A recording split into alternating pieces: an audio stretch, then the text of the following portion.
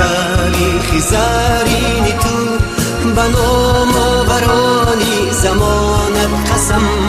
به ختلان و بلخ و بدخشانی تو به خوجند و هم زرفشانت قسم به پیرانی با علم و کانی حیا به فردای نسلی جوانت قسم قسم قسم به نامت قسم ای وطن وطن وطن به نامت قسم ای وطن وطن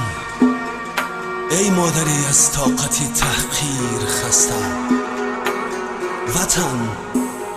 ای شهچناری از شمالی